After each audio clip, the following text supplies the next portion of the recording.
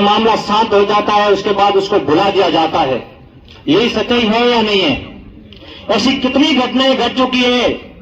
जोधपुर संभाग में आए दिन, हर दूसरे तीसरे दिन ऐसी घटना अब आम बात हो चुकी है। इस घटना से पहले भी 2 दिन पहले मैंने सुना बेगूसराय में भी कुछ असामाजिक तत्वों ने दलित समाज के लोगों के घर जला दिए हैं। ऐसी घटनाएं आम हो चुकी है। आपको मालूम होगा, आज से 3-4 साल पहले किसान वर्ग के भी यही हालात थे। यदि जेएनयू की कॉलेज में जाते थे तो उनके रजिस्ट्रेशन पर उनको फाड़ दिया चला जा रहा था, उनको एंट्री नहीं होने देती थी। और बाड़मेर में यदि कोई जाट परिवार का या दलित वंचित ओबीसी एससी एसटी का कोई व्यक्ति जाता था तो उसको एक 2 दर्जे के व्यक्ति के जरिए से जाना जाता था।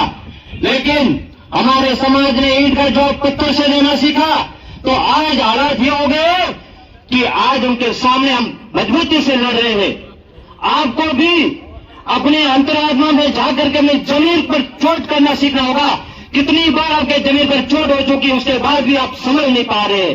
आए दिन हत्याएं होती है, आए दिन मर्डर होते हैं, और ये कहा जाता है कि वो मासूम थे, बेकसूर थे, बेकसूर को नहीं फंसाना चाहिए। मानते हैं, हम भी मानते हैं कि बेकसूर को नहीं फंसाना चाहिए किसी, और नहीं कोई बेकसूर को फंसाया जाएगा। किसी भी जाति धर्म के लोग सारे गलत नहीं होते, लेकिन कुछ असामाजिक तत्वों के लोग हर जाति में ऐसे होते हैं। लेकिन बाबा साहेब अम्बेडकर ने भी कहा था कि जुल्म करने वाला इतना गलत नहीं होता, उससे ज्यादा जुल्म सहन करने वाला होता है। यदि मेरे समाज का व्यक्ति भी यदि किसी दूसरे समाज में गलत कर लेता है और मैं मुख्य रूप से उनका समर्थन करता हूं, तो मेरे से ज्यादा घटिया कोई इंसान नहीं हो सकता है। आपको भी इस बात को समझना चाहिए।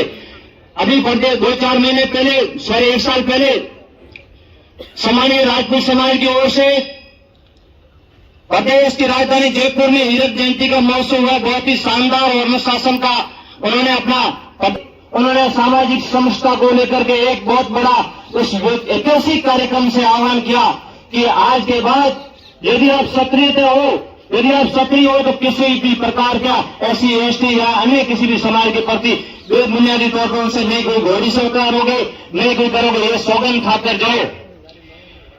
सक्रिय संगठन जो सामाजिक समरसता का कार्य करता है और उसमें सक्रियता कोट-कोटे भरी होती है और समाज को सही दिशा में ले जाने का कार्य करता है, उनके समाज के लोगों को एक मजबूत मंच प्रदान करता है।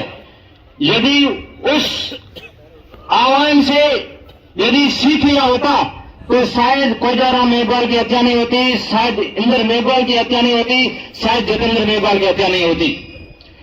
मैं किसी भी जाति विशेष के बारे में नहीं टिप्पणी करना चाहता हूं, नहीं मैं जिस समाज से आता हूं, नहीं मुझे वो कहता है कि आप किसी समाज में करो, लेकिन मेरा काम ये है कि हम सिर्फ ये जाति देख करके फिट हो जाते हैं कि मैं जो औपचारिकता पूर्ण करनी है या उनका समर्थन भी करना है।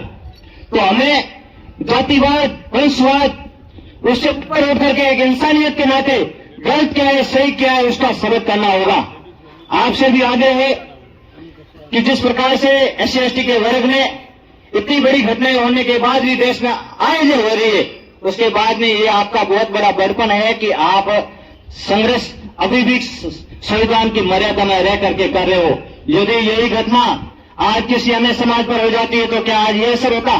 क्या आज हॉस्पिटल में या फिर कलेक्टर के आगे धरना दिया जाता? मैं आपसे पूछना चाहता हूं।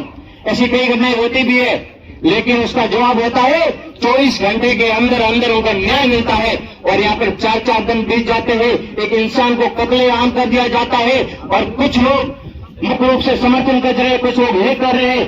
इससे ज्यादा बड़ी विडंबना का विषय कोई और हो नहीं सकता है। मैं तो बस यही कहना चाहता हूं कि जातिवाद से ऊपर उठ करके गलत का विरोध कीजिए। गलत चाहे मेरी जाति का हो, चाहे किसी भी जाति का हो, गलत का विरोध कीजिए, तब जाकर के सामाजिक समरसता आएगी। और बाबा साहेब अम्बेडकर ने ये भी कहा है कि कानून भले आपको स्वतंत्रता हासिल दे दे, लेकिन जब तक आपकी सामाजिक स्वतंत्रता नहीं मिलेगी तब तक आपको यही हालात में रहोगे। तो आपको कानून के साथ साथ सामाजिक स्वतंत्रता के लिए अपने आप को मजबूत बनाना होगा, इनका जवाब पत्थर से देना होगा, तब जाकर के आप लोहे से लोहा बन सकते हो। नहीं तो इस प्रकार की घटनाएं आम हो चुकी है। और पुलिस प्रशासन से भी निवेदन रहेगा कि ऐसी घटनाएं की पुनरावृत्ति वापस न हो। इस शांत इलाके बाद में के जिले में ऐसी घटनाओं की पुनरावृत्ति वापस न हो, इसलिए कठिन तुरंत बिना किसी अविलंब के सभी नेपाल समाज के और सभी मांगों जो न्यायप्रिय लोगों की है उनकी मांगों को सुना जाए और बहुत जल्द इनके हितों में फैसला आया जाए और किसी बेकसूर को नहीं कोई फंसा रहा है, नहीं कोई फंसेगा और जिसने जुर्म किया है वो बिल्कुल फंसेगा और फंसना भी चाहिए। बहुत बहुत धन्यवाद। जय भीम, जय भारत।